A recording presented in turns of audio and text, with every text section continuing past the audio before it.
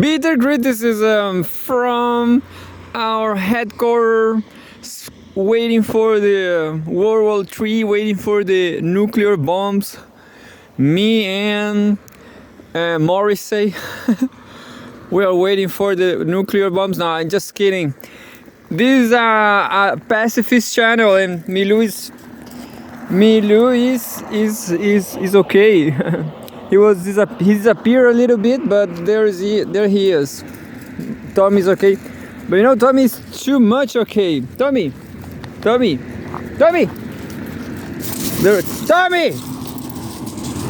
Tommy needs to be repressed. I will pay an eye on Tommy.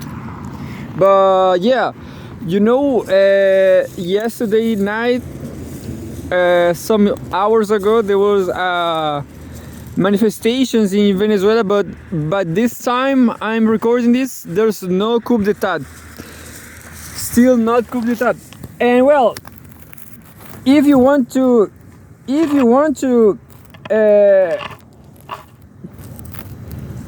participate in politics in Venezuela, you are free to do it. You know, there's no problem at all. You can do it in Venezuela.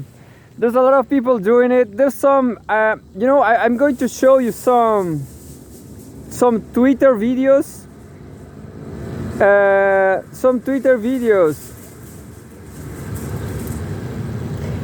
I have this group, this channel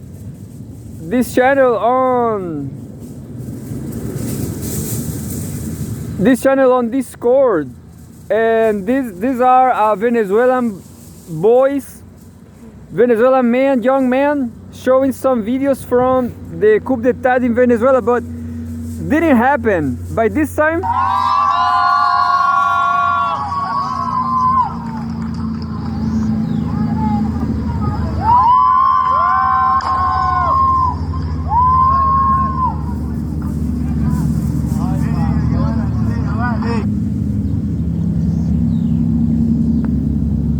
so there's a lot of people, and there's a message from some thugs from Guairico. Buenas noches, pueblo de Venezuela. Este video se lo hacemos para hacer un llamado a las Fuerzas Armadas y las Fuerzas Públicas del Estado. Nosotros no queremos generar más violencia. Mi consejo es que, escuchando al pueblo, se atrincheren en sus comandos y dejen que el pueblo decida y ponga y quita a quien tenga que poner y que tenga que quitar. No tengo más nada que decirle. Este es un llamado de una advertencia. No quiero violencia, no quiero generar homicidio, no quiero generar muerte, no somos generadores de muerte. Si no se atrincheran en los comandos, vamos a usar todo lo que tenemos y toda mi gente en todo el estado Guárico vamos a empezar a lanzarle ataque a los funcionarios. No toquen al pueblo, respeten su decisión. Eso es todo lo que tenemos que decir.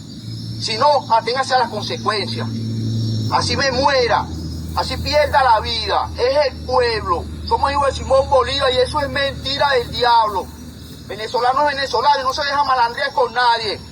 Se lo digo yo, que vivo en lucha y guerra con esos malditos todo el tiempo. No tengo más nada que decirle. Buenas noches, voy con el corazón y el apoyo. There was an attempt. Well, I will show you again to show you the video. Look. Buenas noches, pueblo de Venezuela. Este video se lo hacemos para hacer un llamado a las Fuerzas Armadas y las Fuerzas Públicas del Estado. Nosotros no queremos generar más violencia. Mi consejo es que, escuchando al pueblo, se atrincheren en sus comandos y dejen que el pueblo decida y ponga y quita a quien tenga que poner y que tenga que quitar. No tengo más nada que decirle. Este es un llamado de una advertencia. No quiero violencia, no quiero generar homicidio, no quiero generar muerte, no somos generadores de muerte. Si no se atrincheran en los comandos, vamos a usar todo lo que tenemos y toda mi gente en todo el estado Guárico vamos a empezar a lanzarle ataque a los funcionarios. No toquen al pueblo, respeten su decisión. Eso es todo lo que tenemos que decir. Si no, aténganse a las consecuencias. Así me muera, así pierda la vida, es el pueblo. como dijo el Simón Bolívar, y eso es mentira del diablo. Venezolano es venezolano y no se deja malandrear con nadie. Se lo digo yo, que vivo en lucha y guerra con esos malditos todo el tiempo. No tengo más nada que decirle. Buenas noches, voy con el corazón y el apoyo. Well, these two videos are from Eduardo Menoni. I have zero idea who is this guy, Eduardo Menoni, but those videos they posted this Venezuelan friends, and there's more. Look, there's some Venezuelan army. Tommy, ven, aquí, Tommy, venga, aquí, Tommy, venga. Acá, Tommy. Ven aquí, Tommy.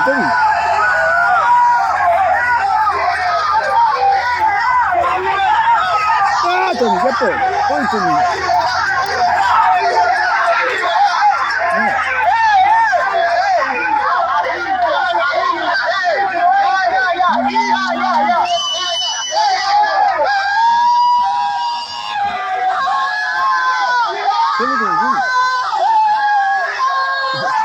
Well, what's going on there? The question is, some army people, they are quitting.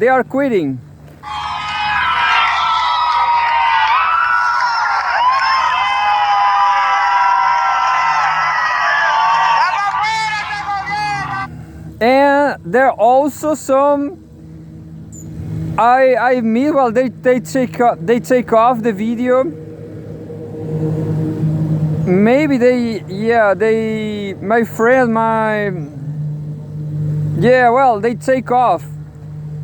they take off the video.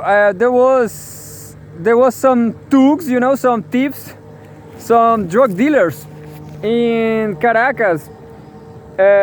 Why they take off this video? Because these guys over here, they pretend to be upper class. Maybe they are. Who knows? Yesterday they were talking about escaping from Venezuela. Escaping Venezuela. Why? Maybe they are afraid of. Well, they really don't like. These friends of mine, they quoting friends. They are not really friends. Well, who knows? I have a nice time with them. I really have a nice time with. But despite they are fascists, do you have fascist friends? Listening a lot of Rui Pimenta videos from PCO back in Brazil in COTV channel. Nowadays I know that fascist people, they are more humans than globalist people, than neoliberal people. At least their pledges are fair, Whatever they pledge, whatever people pledge, religiosity, good and evil, and so on. They have values, Fascist people, I'm not a fascist, I'm not a fascist, but fascist people, they do have values. I mean, they allege to have strong values. Anyway, so all these people from Venezuela, they are funny, they are very religious. You heard that guy. Well, there was a video showing thugs on motorcycles shooting to the air. To me, looks like Brazil. Looks like any day in Brazil. And that's it. I was saying in videos before that the Gaza question is not so important, because back in Brazil, any day there's gunfire in Brazil. There's all day there's violence in Brazil. So I cannot see why Brazilian violence is worse than Gaza violence? That's all the question about it. Well, I'm going to what so this video show people back in Venezuela. They are protesting, but this is normal, as this woman from TV 24/7, Cruvinel, a Brazilian analyst, Teresa Cruvinel, she said that this is normal. It's normal for democracies. You know, if you want to scream, if you want to cry, you can do it. You know, you can do it all day long, all the year long. You can do it.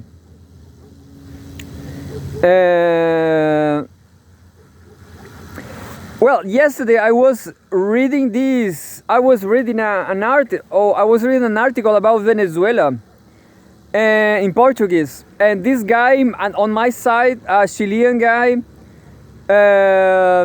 playing some video game on his cell phone on my side, he was listening to me, and he was kind of criticized me because of Venezuela, because of the editorial line of Brazil 24/7, I guess, supporting Venezuela, or maybe, it was Diário da Causa Operária. He complained. Well, what I want to say is that Chilean people, they are very, not fascist, they are liberal, you know. They are all against Maduro in Venezuela. So I just want to try to find something about Venezuela in the Russian media. But I guess that's it, you know. Venezuela will not suffer a coup d'etat, another coup d'etat. There's nothing, you know, there's nothing about Venezuela on Russia Today. Maduro wins third term. Does it? There says nothing about coup d'etat attempts. Maduro wins third term. The Venezuelan president has been re-elected with 51.2% of the vote. You know, this number, this 21.2%, is very interesting for Brazilian people, because back in Brazil, Lula won with less than 51%. Let's check it out. Look, Lula win elections.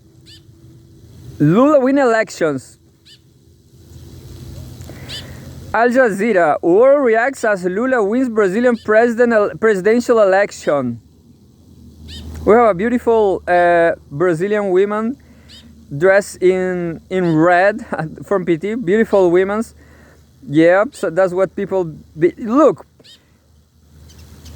Brazilian election authorities said Lula, a former union leader who was previously president between 2003 and 2010, secured 50.8%. So is even lower, and Bolsonaro 49.2%. So this 50.8%. So if you think Maduro has a lower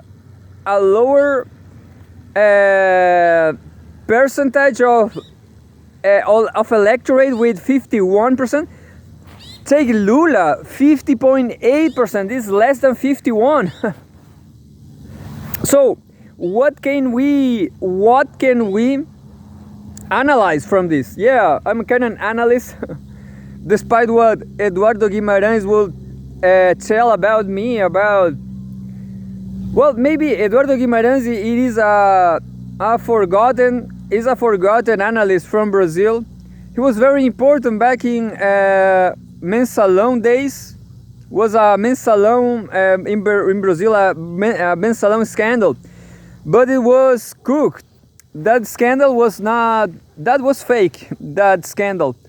But by this time, let me tell you, Eduardo Guimarães, what happened is that Venezuela, even though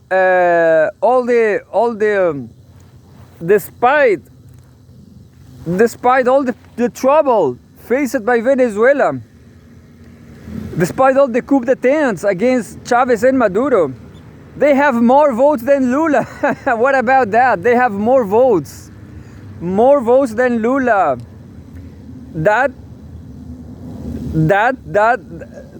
is important, you know. This chapter, that will be the headline of this chapter, of this episode. No matter Eduardo Guimarães says about anyone who wants to give its opinion, you know, I was this very day in this Sara Cruvinel live.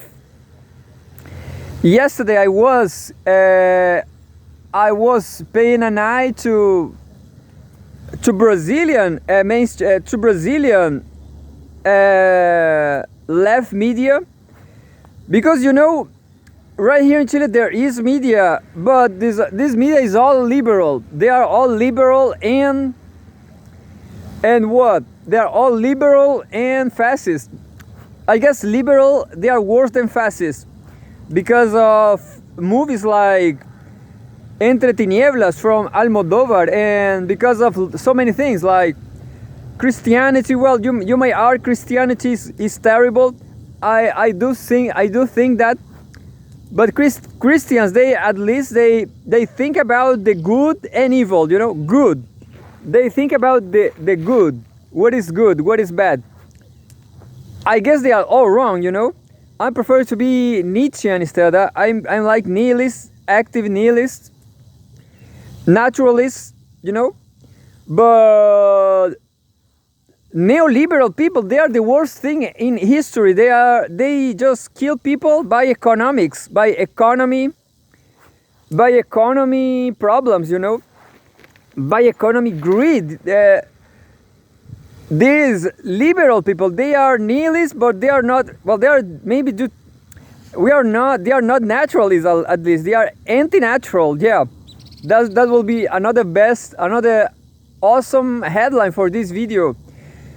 Liberal people, globalist people, they are not naturalists. They are anti-natural. Yeah, liberalism is anti-natural. What about that? Yeah, I guess I'm naturalist. I'm a nihilist naturalist. What about that? What about that, Pepe Escobar? Anyway, so I was there yesterday talking why Brazilian people, why they vote on Tabata Amaral, which is a beautiful lady. Look, I will show you Tabata Amaral. I guess she's beautiful. Look, she is allegedly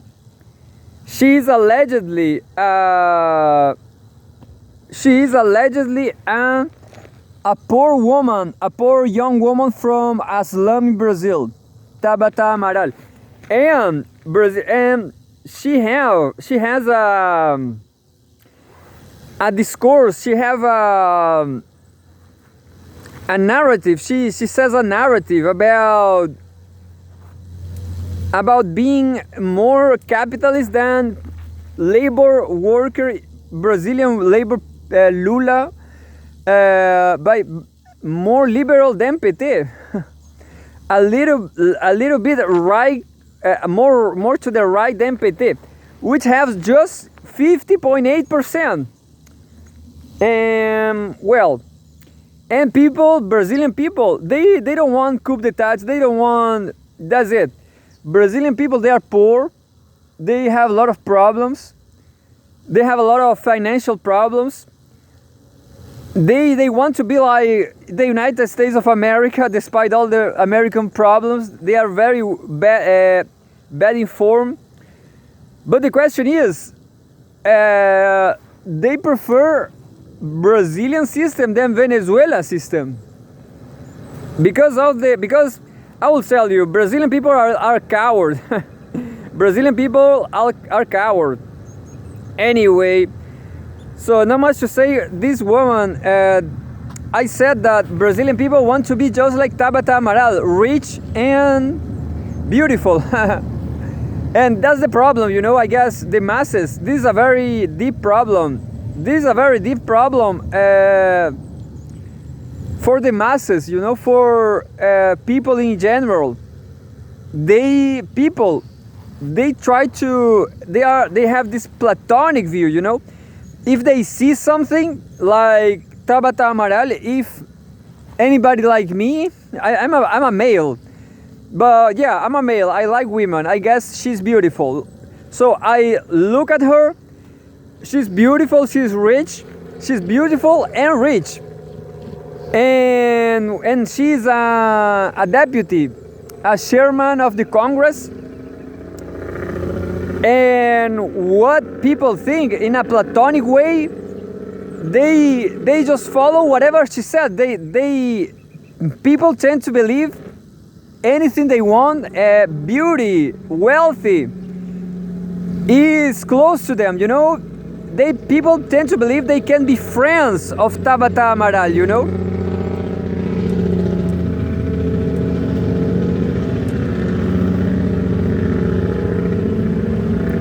Even the left wing in Brazil, you know, even the left wing in Brazil,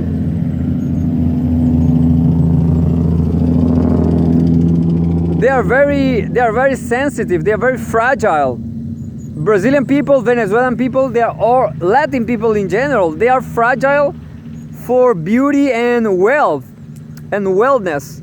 So if you see someone like Tabata Amaral, everybody desire this woman, you know, desire to be like her, desire to have her.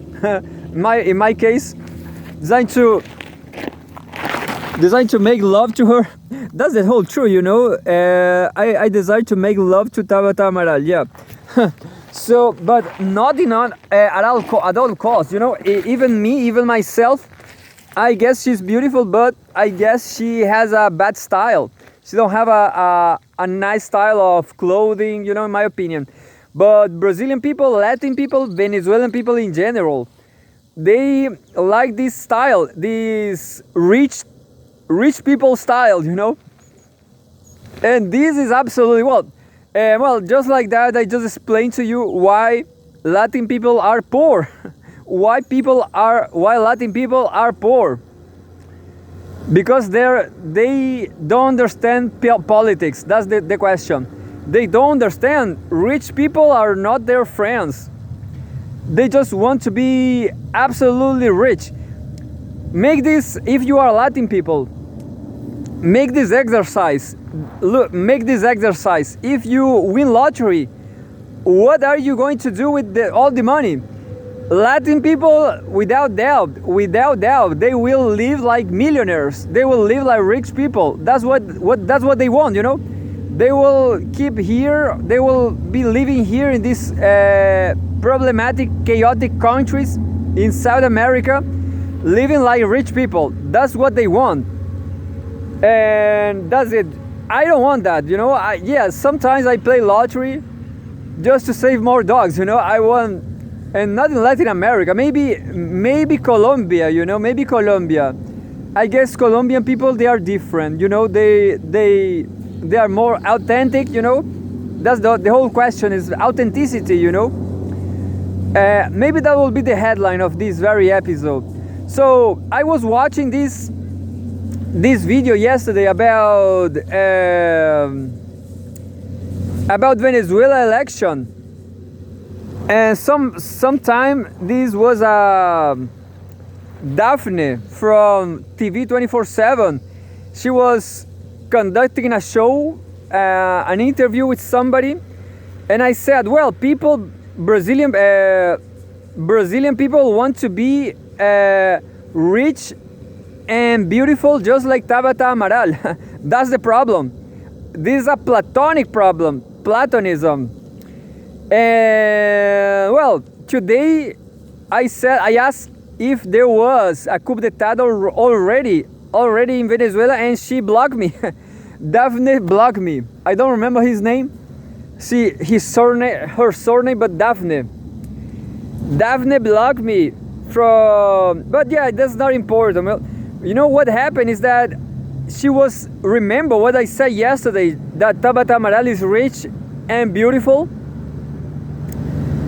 and she's not. Maybe, well, I guess Daphne Ashton. She blocked me today from Brazil 24/7 TV 24/7 on YouTube. Maybe she is not rich, but she's beautiful, you know. Maybe she's not so beautiful as she was. So this is a very important topic for Brazilians, and I don't know. I actually don't know why. You know, that is so important. Well, I'm kind of very well known for sharing beautiful women from Instagram, but even though I guess they are beautiful, I guess I see myself like a grandmother. I'm a grandmother of this beautiful lady from Instagram. I just think they are beautiful. I just think they work so hard to be beautiful. Some of them are really beautiful, and I'm also see myself as as a anthropological grandmother. You know, I saw all these beautiful young women, and I say, well, they want to be recognized for her beauty. They are doing so hard. They want some publicity. Why not? You know, why not to recognize them? You know, life. Well, I'm naturalist too. You know, that's it. And you know, in a practical sense, as a man, if I will have a beautiful girlfriend like all that beautiful women, that will be a nightmare for me. That will be absolutely nightmare, because there will be no peace for me. There will be a very chaotic relationship with a lot of jealousy for my part, you know. There will be a very unsafe relationship. So definitely, I just think beauty is something. There's pleasure in beauty, but not just sexual pleasure. Well, it is sexual pleasure, but also you can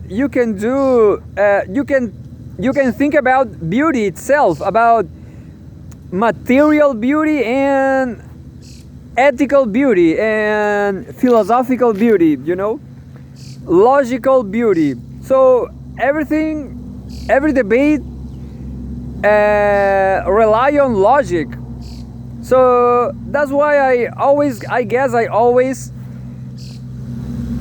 arguing about beauty, not just sex, you know, not sex, but beauty on social media. That's why I always share some beauty, I guess beauty in a Kantian way. Immanuel Kant, philosopher. Beauty is important, and that's why I share beauty. That's it. If you are not beautiful anymore, you can be wise. You can debate about what beauty is. You can debate about your beautiful feelings if you have one. Your beautiful feelings, yeah. You can have beautiful feelings, you know. You can write beautiful texts. You can read beautiful texts. You can think about whatever you fear about and have a beautiful life. That's what I think, you know. Anyway, so yeah, I'm not allowed anymore to comment on TV 24/7 and La Voz de los que Sobran, because the same thing, you know. I have this Alexander Bruletova channel on YouTube because of the beautiful Russian women, Alla Bruletova from Russia. I guess she's the more beautiful woman in the world. She's kind of disappeared. I will show you her. Well, why I have this name for my own channel? This one, look, Alla Bruletova.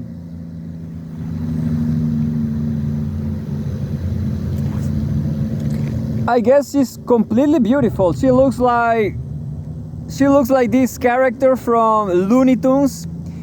This parrot, this white. It's not a parrot. This is a chicken. Well, I guess she's completely beautiful, but I don't think about her all day long. You know, I just think she's beautiful. And well, in my opinion, the NATO war against Russia will kill these beautiful people, you know. So I have no weapons. I have no weapons. I only have these cell phones. And this argument, this Alla Bruletova, she's stunning. She's a beautiful lady. If I prefer to be her grandmother, you know, just to protect her, just to. Yeah, I'm sharing some Bruletova, Alla Bruletova. You know what happened in my working page as a dog walker? I published some. I will show you. I published a video from a dog. From a dog, I think he looks like. He looks like a. I will show you. Look. He is a Belgian Shepherd. A Belgian Shepherd. The question is, Instagram, just look, Instagram post removed from in your region. Some people can't view your post because it may contain content owned by Sony Music Entertainment, SME, Sony Music Entertainment. Tap to review. I'm going to review it, but why they take off my video? Because it's Tchaikovsky. Because this is a very serious issue. NATO globalism is fighting Russia. They are trying to destroy Russia and its beautiful people and its beautiful music. Look.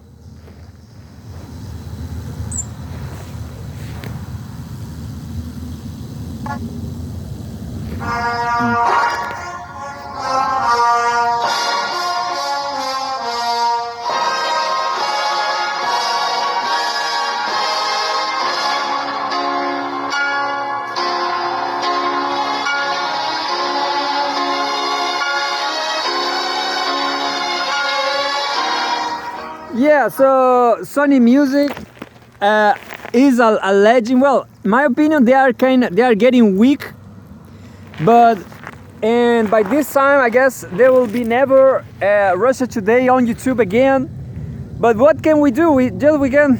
It's not about myself, you know. It's not about my pleasure. It's about Russian existential survival, you know. That's why Latin people can't understand. They just can't understand. If you say to a Chilean woman, oh, I have a look, I have this channel, my name is Bruletova, supporting Russian people, they don't understand that, you know. They don't get nothing serious. Anyway, these Latin women are terrible. In my opinion, they are terrible. They are always just putting themselves first, and all this led to Russia Today.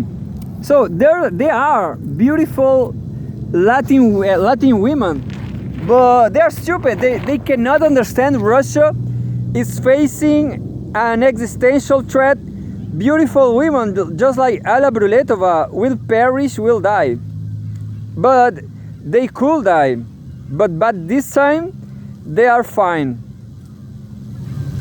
Anyway, so there's an analysis from Henry Johnston. Henry Johnston, a good one. Henry Johnston is a good one. One of my favorites.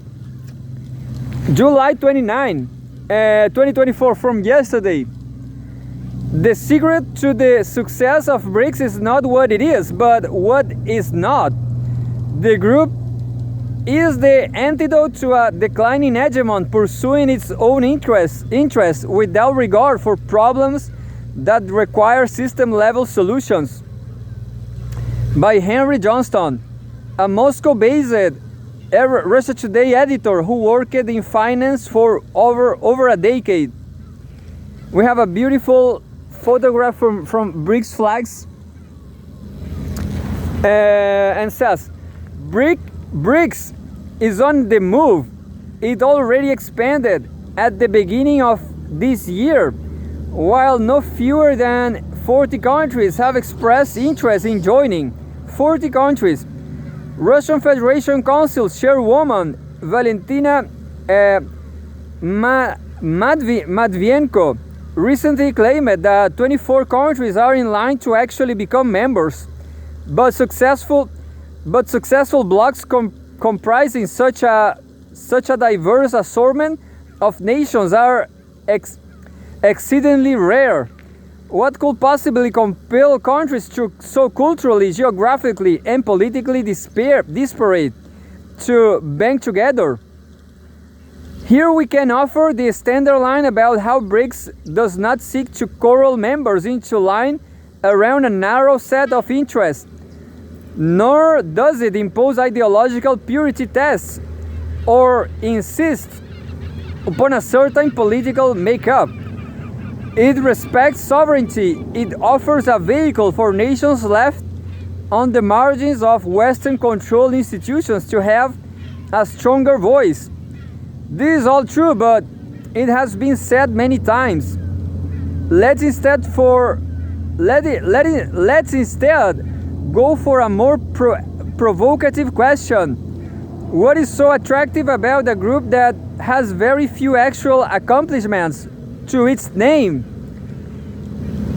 It is in fact this relative lack of achievement that many naysayers have latched onto in dismissing the whole enterprise. To find a good example of this point of view, look no further than the man who coined the acronym in the first place. Former Goldman Sachs analyst Jim O'Neill. Ahead of the group summit in South Africa last year, O'Neill told the Financial Times that BRICS had never achieved anything since they first started meeting, and that beyond powerful symbolism, he wasn't sure that its members were ever hoping to achieve. And indeed, one will notice that the group's muscle is often expressed merely in the raw economic or human potential of its members, such a percentage of global GDP or population or oil production or the number of members. Current members are Brazil, Russia, India, China, South Africa, the United Arab Emirates, Egypt, Iran, and Ethiopia. More seldom heard is what the group has actually done. Of the concrete achievements of the bloc, perhaps the most notable is the founding of a development bank that aims to rival the World Bank. The New Development Bank, NDB, was begun in 2015 with its headquarters in Shanghai and was seeded with $50 billion to fund infrastructure and sustainability projects. Around the same time, a BRICS monetary fund called the Contingent Reserve Arrangement, CRA, an alternative to the IMF, was created. These are institutions born out of years of frustration at the failure to reform their US-dominated counterparts. However, they have not entirely lived up on their hype. Brazilian economist Paulo Nogueira Batista, who represented his country at the IMF from 2007 to 2015, and then was vice president of the NDB from 2015 to 2017, prepared a paper for the Valdai Club meeting in Sochi, Russia in 2023, in which he painted a sober picture of the impact these institutions have had. You know, this guy, Paulo Nogueira Batista, he have, I guess he is. Just 1 second. Paulo Nogueira Batista. I guess here. I guess here there's a samba singer. It's not the Samba Batista. Yeah, this guy. Yeah, this very guy. He have a channel on YouTube. I didn't pay attention, but yeah, he definitely have the curricula to be the central bank in Brazil president. So I was no paying attention to him, but definitely I'm support you, Paulo Nogueira Batista, to be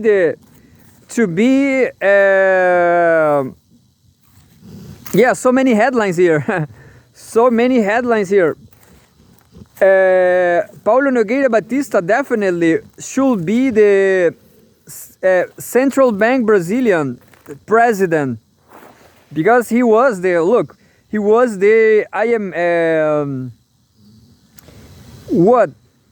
the new development bank NDB. He was the vice president.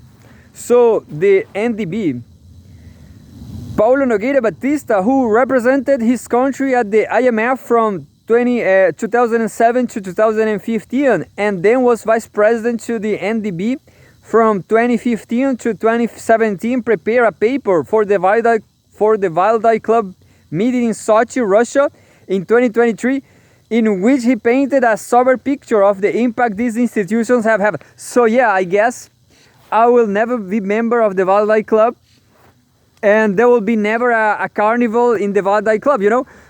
It's not the club I thought it was. I'm sorry, but carnival is super. Carnival in general, party, you know, party with costumes and carnival and stuff. It's so funny, you know. They definitely should be a party in the Valdai Club. What club is this? I'm just kidding, you know. I'm just fooling around. However, they have not entirely lived up on their hype. Yeah. Quote, when we started out with the CRA and the NDB, there was considerable concern with what the BRICS were doing in this area in Washington, D.C., in the IMF and World Bank. I can testify to that because I lived there at the time as executive director for Brazil and other countries in the board of the IMF. As time went by, however, people in Washington relaxed, sensing perhaps that we were going nowhere with the CRA and the NDB. The CRA is Contingent Reserve Arrangement. Around the same time, a BRICS monetary fund called the Contingent Reserve Arrangement, an alternative to the IMF. The Contingent Reserve Arrangement, yeah, that would be very nice. Because the IMF, let's see, the IMF is International Monetary Fund. Sounds like a terrible bank, impoverishing people. That's what they do. The Argentina, let's say, Argentina is a prisoner of the IMF. Well, this article is very nice, but I have no time for reading. I will read it all alone. I will read it individually later on this very channel. But yeah, so I will tell you just a last thing about Latin Platonic people. No, that's it. You know, they want to be rich by doing what the rich tell them to do, and that's a very bad thing for the global south. But that's it. But now I'm going to do my yoga. No time for too much. Yeah, no time for yoga. but I need to do some yoga. I will to release Tommy now. Tommy will do his yoga at least. And there's the partners in crime. So I got one more idea to talk about Platonism, but I just forgot. Yeah, so people want to be rich in Venezuela, Brazil. These Latin people, they are desperate. They live desperate lives in Brazil, Chile, Brazil. They live desperate lives. They are desperate in their lives by food storage, everything, money storage. They are poor, you know. They are desperate. So that's why they want to be rich very quickly. That's why they play lottery. That's why so many things, and that's why they want to be cool. They want to be cool and fresh and wealthy, just like rich people. And that's why they vote on rich people. That's why they vote on the right wing. And that's why they will be poor forever. Tell them, somebody tell them. Well, that's it. It's been a bad day. No, it's been a good day actually. Maduro won the election. Nobody can do nothing about that. The problem is poor people, Latin people. They don't understand how capitalism works. They believe in liberalism, but back in Argentina, Milei is impoverishing everybody. 80% of Argentinian people are in debt. They have no money. They are anyway. They have less money than they have. Understand? They debt. And well, Chilean people, they are also very poor. So that's why I'm going back to Brazil.